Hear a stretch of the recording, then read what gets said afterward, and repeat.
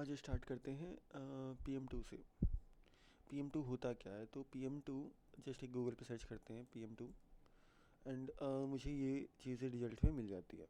ठीक है, PM2 एक नोड की लाइब्रेरी है। ठीक है, इसकी ओरिजिनल डॉक्यूमेंटेशन, ऑफिशियल डॉक्यूमेंटेशन यहाँ पे लिखी हुई है, बट हमें एक बेसिक्स देखनी है। तो बस बेसिक्स हमें NPM के जो डॉक्यूमेंटेशन होती है, NPM की जो डॉक्यूमेंटेशन होती है वहाँ पे हमें मिल जाएगी। ठीक है, PM2 के बारे में अगर हम देखें तो इसे कैसे इंस्टॉल करनी है, तो इन्होंने यहाँ पे लिख रखा है कि npm इंस्टॉल PM2। इससे कि हम PM2 को अपने पैकेट.json के अंदर इंस्टॉल कर सकते हैं, या फिर नोड मॉड्यूल्स के अंदर इंस्टॉल कर सकते हैं, या फिर अपने प्रोजेक्ट के अंदर इंस्टॉल कर सकते हैं। ठीक है, टोटल इसकी साइज़ है 800 KB की। ठीक है, और ये लास्ट पब्लिश हुई थी 23 डेज़ एगो, मतलब ये 23 दिन पहले ही ये लास्ट पब्लिश हुई थी, यानी कि इसकी लास्ट वर्जन 23 दिन पहले आई थी। यानी कि ये लाइब्रेरी है जो रेगुलरली अपडेट हो रही है, इसके जो ऑनर्स हैं इसे रेगुलरली अपडेट कर रहे हैं। ठीक है, इन्होंने यह डिफिनीसन दे रखा है, या फिर फुल फॉर्म दे रखा है एक तरह से बोलो तो PM2, यानी कि प्रोसेस मैनेजर 2, यानी कि प्रोसेस मैनेजर वर्जन 2, एक तरह से ऐसे बोला जा सकता है इसको। ठीक है, ओरिजिनली इसके डिफिनीशंस पे आते हैं। ठीक है, कि PM2 is a production process manager for node JS application, यानी कि नोड जेएस की कोई भी एप्लीकेशन है उसके प्रोसेस को मैनेज करता है प्रोडक्शन में। अब इसका क्या मतलब है कि जैसे कि हम कोई भी एक बेसिक सा प्रोजेक्ट बना लेते हैं, जैसे कि हमने बनाया एक index.js एक फ़ाइल बनाया, और इस पे हम नोड को प्रोजेक्ट बनाने के लिए yarn init -y करते हैं।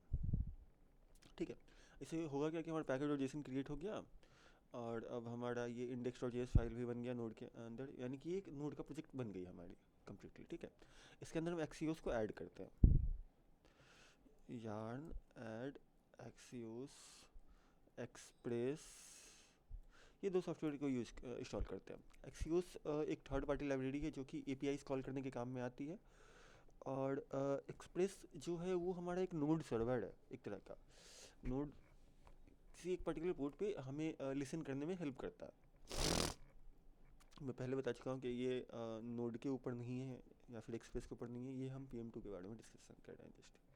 ठीक है, तो सबसे पहले हम इंपोर्ट कर लेते हैं एक्सियोस को।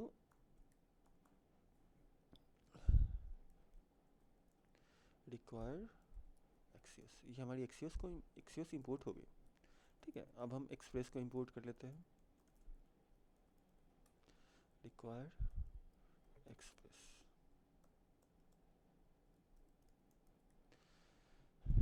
ठीक है, अब एक्सप्रेस की एक API बना लेते हैं, बेसिक सा API, कुछ हम कम्प्लेक्सिटी पे नहीं जा रहे। ये जस्ट अभी हमने इंपोर्ट करा है इन दोनों लाइब्रेरीज़ को, और इन दोनों लाइब्रेरीज़ को हम यूज करेंगे। तो एक जस्ट बेसिक स्टैंडर्ड है कि कॉस्ट ऐप नेम से एक वेरिएबल बना लेते हैं, और वहाँ पे हम एक्सप्रेस को कॉल करते हैं। एक्सप्रेस को कॉल करने का मतलब है कि जो इस लाइब्रेरी को इसको हम कॉल कर रहे हैं, यानी कि एक्सप्रेस का जो इंटरनल फंक्शन है उसे हम कॉल कर रहे हैं एक तरह से। ठीक है, अब हम इस ऐप को यूज कर सकते हैं ऐप.यूज़ एक पर्टिकुलर राउट पे। ठीक है, यहाँ पे हम एक एसिंक मेथड डाल देते हैं, एक बेसिक सा ऐड फंक्शन, और क्या करते हैं कि रिक्वेस्ट, रिस्पॉन्स और नेक्स्ट, ये तीन पैरामीटर्स हमें एक्सियोस देता है as a middleware function, as a input parameter for middleware function. यानी कि जो भी ये बीच में जो फंक्शन है उसे हम मिडलवेयर फंक्शन बोलते हैं। इसके लिए इनपुट पैरामीटर्स हमें एक्सप्रेस ही देता है ऑलरेडी। ठीक है, तो यहाँ पे हम दो तीन चीज़ें कर सकते हैं, जैसे कि एक console.log API वर्किंग फाइन। ठीक है, ये कंसोल लॉग ये हमारा कहाँ दिखेगा, तो ये हमें कंसोल में दिखेगा जब भी हम इस कोड को रन करेंगे। तो ठीक है, जब भी इस कोड को रन करेंगे एंड ये पर्टिकुलर API कॉल होगी, तो ये होगा यानी कि ये कंसोल कॉल होगा ऐप.गेट, यानी कि हम गेट रिक्वेस्ट पे हम इस गेट रिक्वेस्ट के इस पर्टिकुलर पाथ नेम पे हम इस फंक्शन को, इस इंटरनल एरो फंक्शन को कॉल करने वाले हैं। ठीक है, यहाँ पे रिटर्न काम में नहीं आता है, रिटर्न का अलग यूज है, रिटर्न यहाँ पे काम में नहीं आता है। हमें अगर कोई भी रिस्पॉन्स बैक देनी है तो हमें response.json को यूज करना पड़ेगा, या फिर और भी मेथड्स आते हैं जैसे कि response.rendered, अगर हमें कुछ HTML फाइल को रेंडर करवाना है प्रोडक्शन के अंदर, या फिर हाँ response.render को यूज कर सकते हैं। तो हमें जस्ट बेसिक सा एक मैसेज देना है कि server working fine, API working fine. ये कोई भी एपीआई को हम कॉल करेंगे तो ये रिक्वेस्ट रिस्पॉन्स में हमें मिल जाएगा, ठीक है। अब हम ऐप को लिसन करते हैं एक पर्टिकुलर पोर्ट पे। जैसे कि हम एक सपोज 3000 पोर्ट डाल लेते हैं और इसके अंदर एक एडो फंक्शन डाल देते हैं कि अगर ये हमारा रन करे कोड, यानी कि अगर हमारा सर्वर रन करती है तो हमें कंसोल में आउटपुट मिल जाए कि सर्वर रन कर रही है, सर्वर रनिंग ऑन पोर्ट 3000। जो 3000 पोर्ट हमने यहाँ पे डाल रखा है वही सेम पोर्ट यहाँ पे डाल रखा है, कुछ एक्स्ट्रा नहीं करा है, जस्ट बेसिक सा एक्सप्रेस का एक सर्वर है, ठीक है। इसके ऊपर मैं एक्स्ट्रा वीडियो बना दूंगा एक्सप्रेस का सर्वर अगर समझना होगा तो, कि कैसे क्रिएट करते हैं, ठीक है। अब अगर हमें इस फाइल को रन करनी है तो सिंपल सा कमांड है node index.js। अभी ये इससे दिखेगा कि हमारे कंसोल में मिल गया सर्वर रनिंग ऑन पोर्ट 3000। ये कंसोल कहाँ पे हमने रख रखा है, तो यहाँ पे रख रखा है। और ये क्यों रन हुआ, तो इस पोर्ट पे ये एक कॉलबैक फंक्शन है कि जब भी सर्वर रन होगी तो ये कॉलबैक फंक्शन कॉल होगा। इसके अंदर हम चाहे तो मल्टीपल कंसोल लॉग भी डाल सकते हैं, जैसे कि console dot log, sorry console dot log Pranav Kumar, ठीक है। और फिर से हम सर्वर को स्टार्ट करते हैं तो हमें ये कंसोल ये भी मिल जाएगा। तो इसके अंदर हम मल्टीपल फंक्शंस को कॉल कर सकते हैं। ये एक तरह का कॉलबैक फंक्शन है, जब भी सर्वर हमारा स्टार्ट होगा तब जाकर के ये फंक्शन कॉल होगी। इस पर्टिकुलर पोर्ट को लिसन करने लगेगा हमारा सर्वर यानी कि एक्सप्रेस, तब जाकर के इस ये जो एडो फंक्शन है ये कॉल हो पाएगी, ठीक है। हम इसको ऐसे भी लिख सकते हैं जैसे कि कॉन्स्ट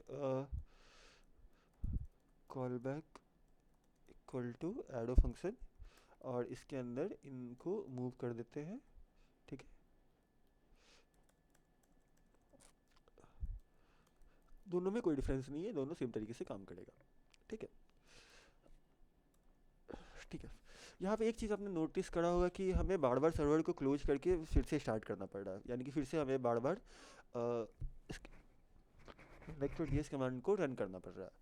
तो ऐसा इसलिए है कि एक बार अगर हम सर्वर को रन कर देते हैं ना, मतलब इस कमांड को रन कर देते हैं, तो फाइल्स के अंदर जो भी चीज़ें सेव्ड है करेंटली वो सारी के सारी कोड हमारे प्रोसेस में चले जाती है। यानी कि हमारे प्रोसेस में चले जाने का मतलब कि नोड जो है वो अपने पास उन फाइल्स को एक तरह से टेम्परेरी फाइल्स क्रिएट कर लेता है या फिर कैश क्रिएट कर लेता है, एंड उन फाइल्स को रन करने लगता है, ठीक है। और उन फाइल्स को रन करने के बाद जो ही आउटपुट होती है या फिर जो भी उसकी एपीआई है वो रन हो रही होती है हमारी बैकग्राउंड में। आपने ये चीज़ नोटिस करा होगा कि ये कंसोल लॉग तो हमें कहीं दिखा नहीं कंसोल में, है ना। ये कंसोल की आउटपुट हमें कभी दिखा ही नहीं। ये क्यों नहीं दिखा, क्योंकि ये एक पर्टिकुलर पाथने पे बाइंडेड है। यानी कि अगर हम curl http local host 3000 slash करते हैं तो जा करके हमारा ये जो ये रिस्पॉन्स है, ये रिस्पॉन्स जो हमने यहाँ पे डाला था वो रिस्पॉन्स हमें मिल गया, प्लस यहाँ पे देखोगे आप तो एपीआई वर्किंग फाइन का हमें आउटपुट कंसोल में मिल गया, ठीक है। अगर हम इस दोबारा रन करते हैं तो हमें तो एक ही बार रिस्पॉन्स मिलना है ना, रिस्पॉन्स तो एक ही बार मिलना है, एक बार एपीआई कॉल होगा तो, लेकिन ये जो सर्वर रन कर रही है लगातार ये रिस्पॉन्स हमें बार बार देते चली आ रही है, ठीक है।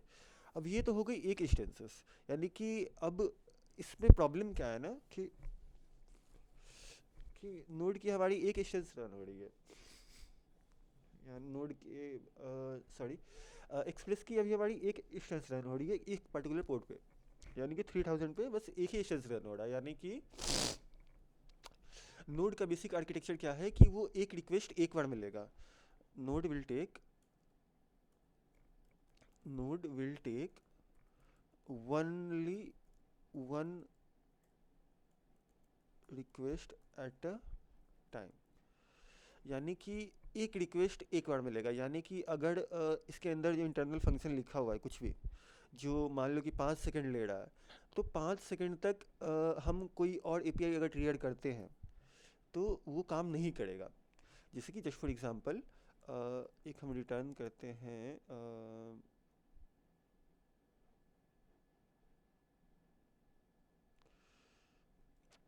ओके, एक फंक्शन बनाते हैं, जैसे कि फंक्शन वेट फंक्शन बनाते हैं, ठीक है। वेट फंक्शन बनाते हैं, इसमें क्या करते हैं कि return new promise resolve rejects, ठीक है। अब ये हमने एक फंक्शन बना लिया, ठीक है। अब यहाँ पे हम डालते सेट टाइम आउट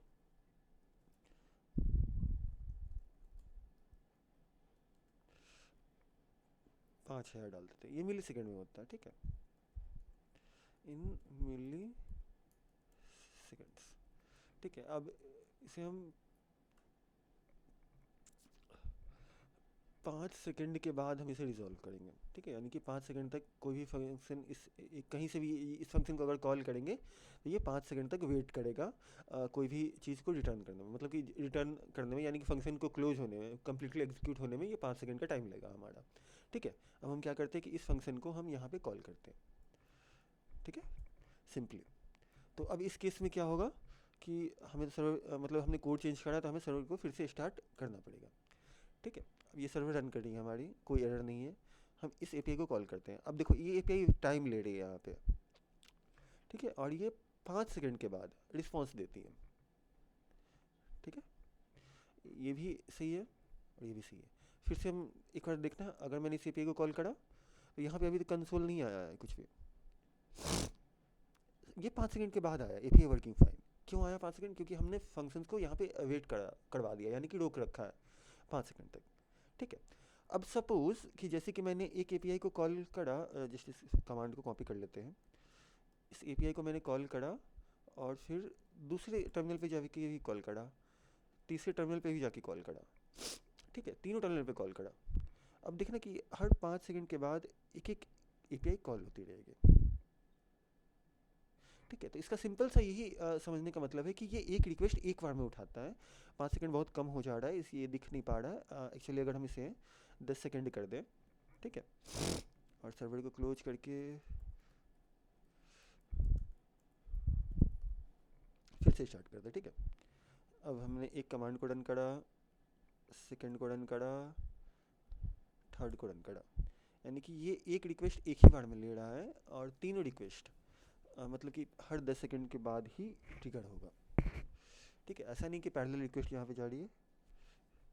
ठीक है, तीनों रिक्वेस्ट हमने दे दिया हुआ था, तीनों रिक्वेस्ट अवेलेबल, एक रिक्वेस्ट, यानी कि एक रिक्वेस्ट एक बार में लेकर के उसे रिस्पॉन्स बैक कर दे रही है। ठीक है, अगर तीनों को हमें पैरेलली रन करवाना है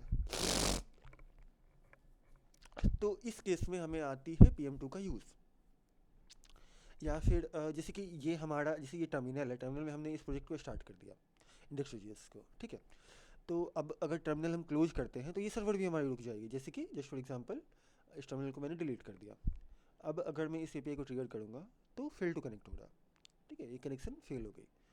तो इस चीज़ को अवॉइड करने के लिए, या फिर कंकरेंट रिक्वेस्ट के लिए, यानी कि एक बार में मल्टीपल रिक्वेस्ट हमारा नोड सर्वर एक्सेप्ट कर पाए सेम पोर्ट पे, इन दोनों प्रॉब्लम्स को अवॉइड करने के लिए PM2 हम यूज करते हैं। ठीक है, तो फर्स्ट चीज़ पे आते हैं सबसे पहले कि हमारे पास दो प्रॉब्लम्स है, एक तो मल्टीपल रिक्वेस्ट और एक है कि हम अगर टर्मिनल क्लोज भी करते हैं तो अभी हमारा सर्वर रन करता रहे।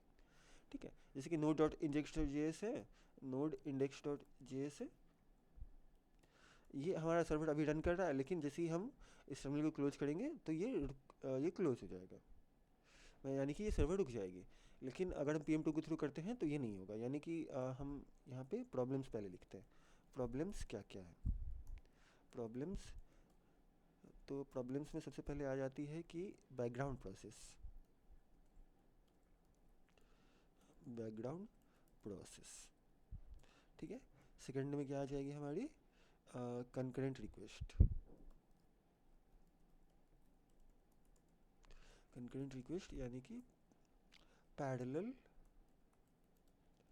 Request on APIs. एक्सीएस की कोई काम नहीं, एक्सीएस को आप हटा भी सकते हो, एक्सीएस को बस मैंने रख रखा था कि एक एग्जांपल बताना था मेरे को, बट बिना एग्जांपल बताए हुए आपको वो चीज़ समझ में आ जाएगी, क्योंकि हमने ये वहाँ पे प्रॉमिस का यूज़ कर लिया है, तो एक्सीएस वाले एग्जांपल में जाने की कोई ज़रूरत ही नहीं है। अब चाहो तो यहाँ पे एक्सीएस की एपीआई कॉल कर लो, या फिर जो मर्जी आप उस तरीके से इस चीज़ को हैंडल करके एग्जाम्पल को ट्राई कर सकते हो। ठीक है, अब PM2 को इंस्टॉल कैसे करते हैं? सबसे पहले तो यहाँ पे इन्होंने लिख रखा है कि इंस्टॉलिंग PM2 विथ npm के थ्रू कैसे PM2 को इंस्टॉल करते हैं। तो इन्होंने लिख रखा है कि npm install PM2 -g, -g का मतलब होता है यहाँ पे ग्लोबल,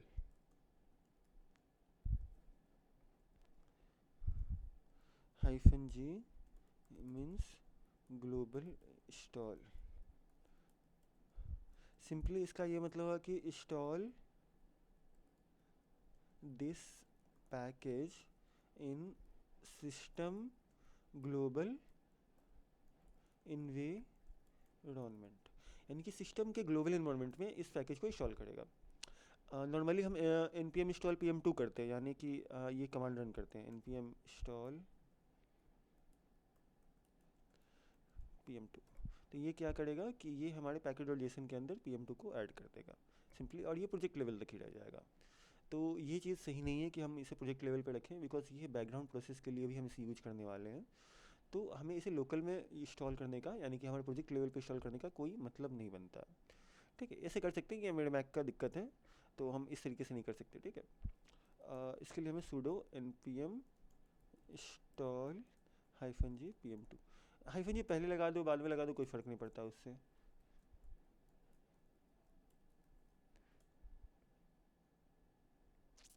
एक सेकेंड, pm2 लिस्ट। ठीक है, एक्चुअली मेरे सिस्टम में pm2 पहले से इंस्टॉल्ड है, एंड जो जिस भी यूज़र से मैं लॉगिन हूँ वो एडमिन यूज़र नहीं है। सो मैं pm2 को दोबारा इंस्टॉल नहीं कर पा रहा हूँ। ठीक है, बट आप pm2 को ये कमांड के थ्रू इंस्टॉल कर सकते हो, या फिर यहाँ से ये कमांड को उठा लो, या फिर आप बेसिकली समझने के लिए तो ये कमांड को भी आप यूज कर सकते हो कि npm install -g pm2। ठीक है, इन कमांड को यूज करके आप अपने सिस्टम में pm2 को इंस्टॉल कर सकते हो, चाहे वो Ubuntu हो, मैक हो या फिर विंडोज़ हो, इससे कोई फ़र्क नहीं पड़ता। हाँ, बस ये चीज़ ध्यान रखना पड़ेगा आपको कि नोड पहले से इंस्टॉल हो, तभी जाकर के आप pm2 को इंस्टॉल करवाओगे इस तरीके से। ठीक है, अब आते हैं कि हमने pm2 को इंस्टॉल कर लिया है अब। ठीक है, इस कमांड को यूज़ करके अब हमें ये फाइल को रन करनी है, यानी कि इस फाइल के अंदर हमारे सर्वर्स है, जैसे कि पहले हम कैसे कर रहे थे node index.js। तो इसी तरीके से हम pm2 के अंदर भी कर सकते हैं सर्वर स्टार्ट करने के लिए। जैसे क्लियर कर दे रहा हूँ, pm2 स्टार्ट का मतलब बेसिक से स्टार्ट कर दो। pm2 कमांड लाइन में इंस्टॉल हो गई हमारी जब हमने इस कमांड को रन करा तो। ठीक है, कमांड लाइन में इंस्टॉल हो गई। अब जैसे कि हमने स्टार्ट करा pm2, मतलब बोला कि सिस्टम को बोला कि pm2 आप क्या करो, स्टार्ट करो। क्या स्टार्ट करो, तो मैं एक फ़ाइल का लोकेशन बता रहा हूँ, उस फाइल को आप स्टार्ट कर दो अपने प्रोसेस के अंदर। तो जैसे कि index.js, मैंने इस फाइल को स्टार्ट कर दिया। तो अब क्या हुआ कि इंडेक्स नेम से एक प्रोसेस हमारी स्टार्ट हो गई हमारे सिस्टम के अंदर, जो pm2 बैकग्राउंड में रन कर रही है। इससे कोई फ़र्क नहीं पड़ता है। अब मैं टर्मिनल को क्लोज भी कर दूँ ना, तो भी इससे कोई फ़र्क नहीं पड़ेगा, बिकॉज देखो यहाँ पे अब मैं टर्मिनल में कुछ और कमांड्स भी डाल सकता हूँ सिंपली। ठीक है,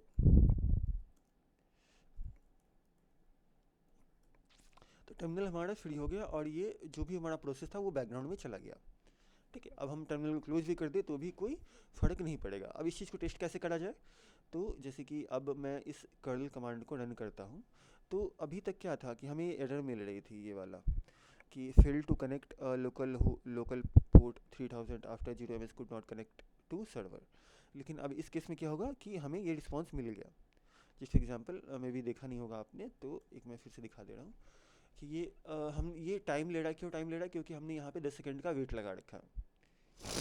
ठीक है, ये 10 सेकंड के बाद सर्वर हमें यहाँ पे रिस्पॉन्स दे देगी। ठीक है, ये रिस्पॉन्स हमें प्रॉपरली मिल गई।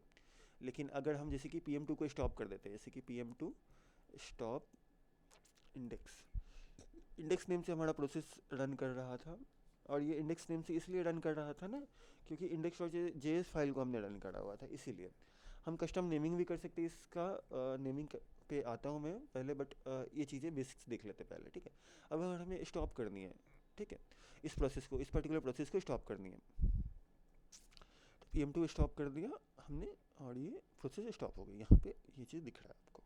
pm2 लिस्ट करेंगे तो हमें ये दिख जाएगा कि कौन सा प्रोसेस रनिंग है और कौन सा प्रोसेस स्टॉप्ड है। जैसे कि pm2 स्टार्ट index.js किया हमने, तो ये प्रोसेस स्टार्ट हो गई। ठीक है, स्टेटस ऑनलाइन, कितना CPU ले रहा है, कितना मेमोरी ले रहा है, ये सारा का सारा डिटेल हमें यहीं पे दिख जाता है। pm2 लिस्ट करेंगे तो स्टेटस हमें दिख जाएगी कि क्या क्या प्रोसेस रन हो रही है बैकग्राउंड में।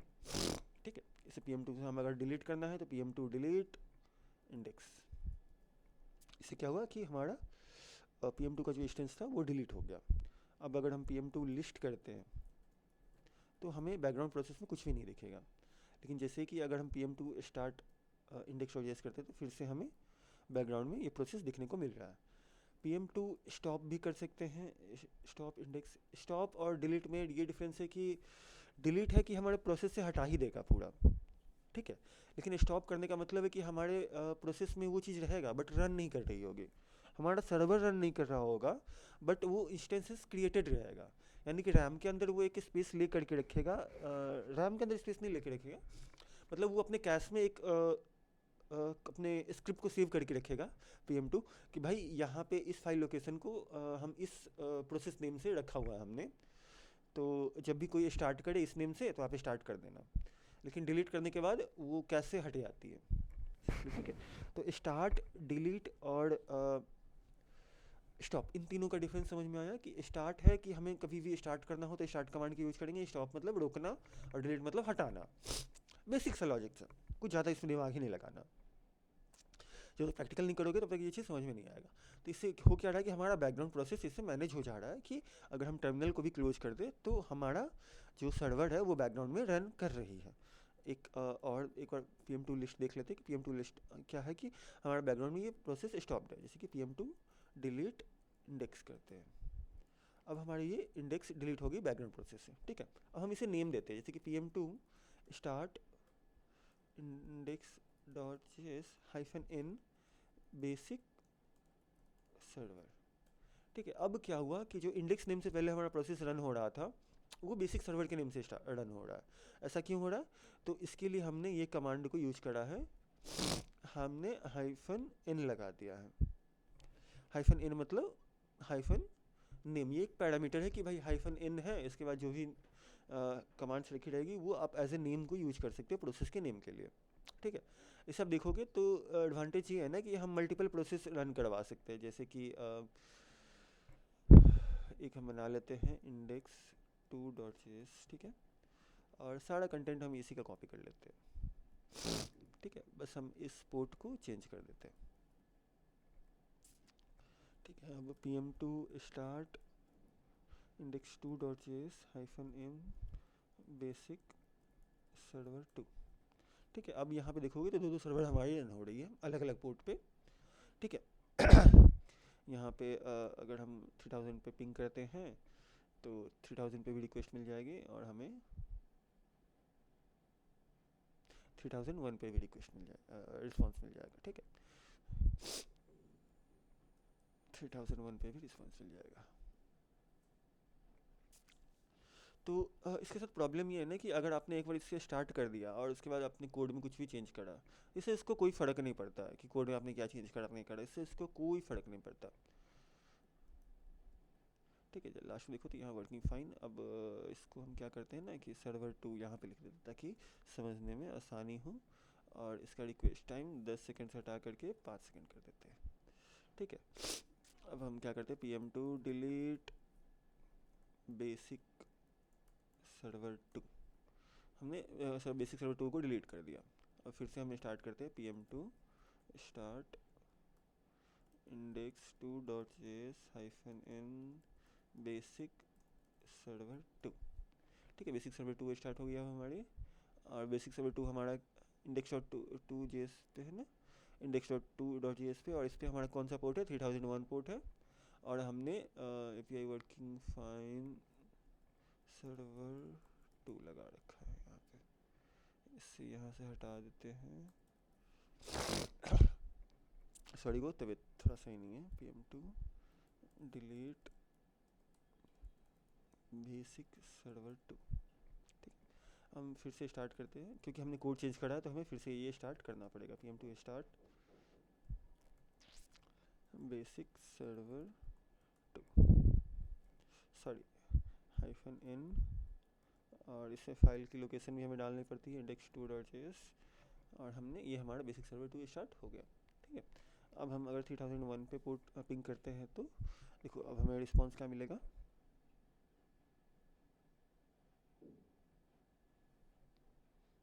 आजा सर्वर 2 वाला रिस्पॉन्स मिला हमें, क्योंकि यहाँ पे आप देख सकते हो index.2.js के अंदर ये हमने रख रखा है। लेकिन अगर हम देखो जैसे कि इसको हम चेंज कर देते हैं, API वर्किंग तक ही रखे रहते हैं और फिर से पिंग करते हैं, तो कोई फ़र्क नहीं पड़ेगा क्योंकि हमने बस फाइल के अंदर चेंज करा है, ना कि PM2 के जो प्रोसेस है ना उसके अंदर चेंज करा है।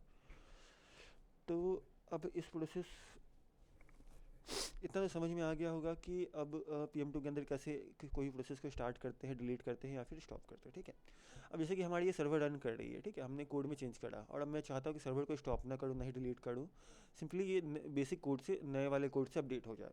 तो इसके लिए हमें क्या करना पड़ेगा, PM2 रीस्टार्ट बेसिक सर्वर 2। अभी तक हमने रीस्टार्ट नहीं करा, इस कमांड को रन करूँगा तब जा करके वो काम करना स्टार्ट हो जाएगा। बेसिक सर्वर 2 रीस्टार्ट यहाँ पे डाल देते, ठीक है, रीस्टार्ट डाल के सेव करते। सेव कर दिया मैंने इंडेक्स 2 को, ठीक है। मैं 3001 पे पिंग कराऊँ,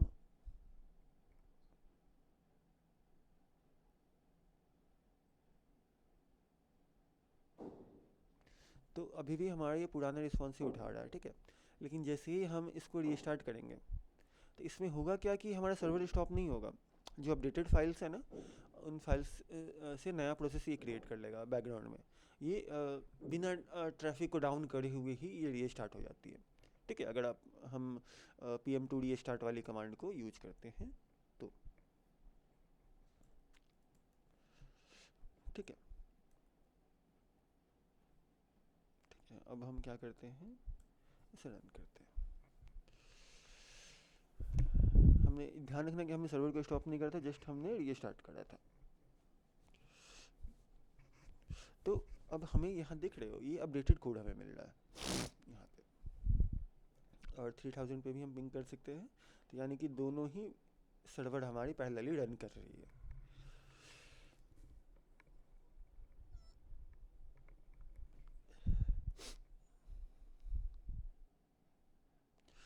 दोनों ही सर्वर API वर्किंग फाइन, ये यहाँ से उठा रहा है API वर्किंग फाइन, ठीक है, और दोनों ही सर्वर हमारी पैरेलली रन कर रही है, ठीक है। इसके साथ एक और चीज़ है कि PM2 मोनिट अगर करते हैं हम, PM2 monit to see live logs of the server, ठीक है। PM2 मोनिट करते हैं तो लाइव लॉग्स हम सर्वर की देख सकते हैं। पहले जो लॉग्स होगी वो लॉग्स नहीं दिखेगी जब तक कि हम PM2 मोनिट नहीं करा हुआ है हमने। थोड़ा सा मैं जूम आउट कर देता हूँ ताकि मेरे को भी सही रहे देखने में, ठीक है। अब जब से मैं किसी को पिंग करता हूँ 3000 वाले को पिंग करता हूँ, तो 3000 हमारे किस पे रन कर रहा है, तो बेसिक सर्वर पे रन कर रहा है, बेसिक सर्वर के नेम से रन कर रहा है। तो अभी आप देखना कि कंसोल में हमें ये जो राइट साइड में जो आउटपुट है ना, यहाँ आउटपुट में API वर्किंग फाइन हमें आउटपुट मिल गया। जबकि अगर हम नीचे स्क्रॉल करते तो इसके अंदर कोई भी आउटपुट नहीं है, ठीक है। और नीचे वाले सर्वर को हम पिंग करते हैं, जैसे कि नीचे वाले सर्वर हमारे किस पोर्ट पे रन हो रहा है, 3001 पे रन हो रहा है, यानी कि बेसिक 2 जो है, बेसिक सर्वर 2 जो है वो 3001 पे रन हो रही है। तो अब कंसोल जो है वो इसके अंदर दिखेगी, ठीक है, अब इसके अंदर कंसोल दिखे। तो आप इसको एज ए डिबगिंग टूल भी यूज कर सकते हो, थोड़ा सा कुछ बेसिक्स लॉग देखने के लिए लाइव ट्रैफिक के अंदर, ठीक है। ये तो होगी हमारी बैकग्राउंड प्रोसेस और कैसे हम लॉग्स को देख सकते हैं, ठीक है। अगर हमें अब डिलीट करनी है PM2 डिलीट बेसिक सर्वर, तो क्या होगा, बेसिक सर्वर डिलीट हो गई, PM2 डिलीट बेसिक सर्वर 2, अब दोनों डिलीट हो गए, ठीक है। PM2 लिस्ट अगर अब हम करते हैं तो हमें कुछ भी नहीं दिखेगा इसके अंदर, चाहे हम PM2 मोनिट कर ले तो कोई भी प्रोसेस हमें नहीं दिख रही है, ठीक है। अब हमें कंकरेंट रिक्वेस्ट वाले पे जानी है, ठीक है, कि कंकरेंट रिक्वेस्ट हम कैसे हैंडल करते हैं। तो PM2 स्टार्ट इंडेक्स डॉट, सबसे पहले क्लियर कर लेते हैं इसको, ठीक है। PM2 स्टार्ट इंडेक्स फाइल को ही रन करते हैं, index dot JS -n basic server parallel requests, ठीक है। अभी तक इतना कमांड्स हमने जाना है। -n का क्या यूज है कि ये बस नेमिंग कर देता है, कोई प्रोसेस को नेम कर देता है, ठीक है। लेकिन कितने प्रोसेस उसके स्टार्ट करने हैं या फिर कितने इंस्टेंसेस उसके स्टार्ट करने हैं, तो उसके लिए हमारे एक और पैरामीटर होती है -i मीन्स इंस्टेंस। अब हमें 10 इंस्टेंस से स्टार्ट करनी है इस पर्टिकुलर फाइल के इस पोर्ट पे, तो हम ये 10 डालेंगे और ये हमारा 10 एक ही बार में PM2 क्या करेगा कि एक ही बार में 10 प्रोसेस क्रिएट कर देगा इस पर्टिकुलर फाइल का। ठीक है, इसके लिए कमांड क्या था, तो ये कमांड मैं यहाँ पे लिख दे रहा हूँ नीचे। इसके लिए ये कमांड है टू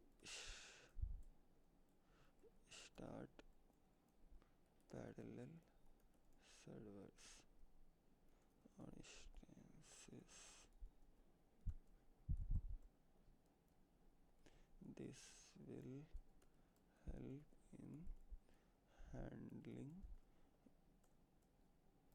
multiple requests.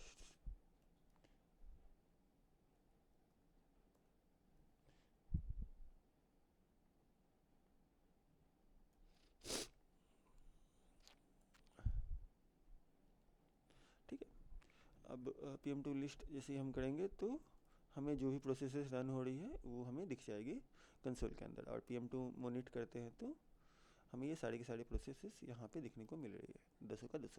ये 0 से इंडेक्सिंग स्टार्ट होती है और 10 का 10 प्रोसेस हमें यहाँ पे मिल रही है। ठीक है, एंड अगर हम पिंग करते हैं तो सॉरी 3000 वाली रन हो रही है ना, index.js रन हो रही है। तो index.js पे हमने अगर पिंग करा तो यहाँ पे आप देखोगे तो कंसोल के अंदर हमें ये रिक्वेस्ट मिल गई। ठीक है, दोबारा हम पिंग करते हैं तो क्या होगा कि बाई नेचुरली इसके अंदर नहीं मिलना चाहिए हमें। ये किसके अंदर मिलेगा, तो ये सेकंड के अंदर मिलेगा लॉग इसकी। तो देखोगे तो यहाँ पे सेकंड के अंदर लॉग मिल गई। बाकी इंस्टेंसेस के लॉग बिल्कुल क्लियर है। बाकी इंस्टेंसेस पे कभी API ट्रिगर हुआ ही नहीं था। तो यानी कि सिंपल से कहने का मतलब है कि फर्स्ट रिक्वेस्ट फर्स्ट सर्वर पे जाएगी, इंस्टेंस पे जाएगी, और सेकंड रिक्वेस्ट सेकंड इंस्टेंस पे जाएगी, थर्ड रिक्वेस्ट थर्ड इंस्टेंस पे जाएगी। अब इसको हम यूज कर सकते हैं पैरेलल रिक्वेस्ट के लिए। ठीक है, अभी यहाँ पे देखोगे तो थर्ड पे कुछ नहीं है, सेकंड पे हमारा लॉग है, फर्स्ट पे लॉग है, थर्ड पे कुछ भी लॉग नहीं है, फोर्थ पे कुछ भी लॉग नहीं है, फिफ्थ पे कुछ भी लॉग नहीं है, सिक्स पे कुछ भी लॉग नहीं है। ठीक है, तो हम क्या करते हैं कि सारे पे ना 3 रिक्वेस्ट मल्टीपल एक ही पैरेलली हम डालते हैं। 3000 पे डाला हमने पैरेलल रिक्वेस्ट, 3000 पे डाला, 3000 पे डाला पैरेलल रिक्वेस्ट। ठीक है, अब यहाँ पे देखते हैं ये प्रोसेस कंप्लीट हो गई, ये भी कंप्लीट हो गई और ये भी कंप्लीट हो गई। ठीक है, अब ऊपर देखोगे तो यहाँ पे लॉग भी आ गई, यहाँ पे भी लॉग आ गई, यहाँ पे भी लॉग आ गई, तीनों पे लॉग आ गए। यानी कि तीनों रिक्वेस्ट हैं, तीनों एक सर्वर पे नहीं, तीनों अलग अलग पे गई। ठीक है, इससे हेल्पफुल ये हुआ ना कि जो खाली है, मान लो कि फर्स्ट प्रोसेस अगर अभी भी फंसा हुआ है, मतलब कि ये रिक्वेस्ट अभी हैंडल कर ही रहा है, यानी कि डेटाबेस से कुछ डेटा फाइंड कर ही रहा है, या फिर कोई फंक्शन है जो डिले करवा ही रहा है, तो क्या करता है कि PM2 दूसरे इंस्टेंसेस पे उस रिक्वेस्ट को भेज देता है। एज लाइक अ वाटरफॉल ऊपर से नीचे की तरफ आता है। ठीक है, तो यही है PM2। इस पर और भी चीज़ें हैं जो हम हैंडल कर सकते हैं PM2 के थ्रू, बट वो किसी और दिन किसी क्लास में बताएंगे। पहले इतना डाइजेस्ट कर लो, इतने पे ट्राई कर लो आप लोग पहले, उसके बाद फिर हम आगे मूव करते हैं। ठीक है, थैंक यू।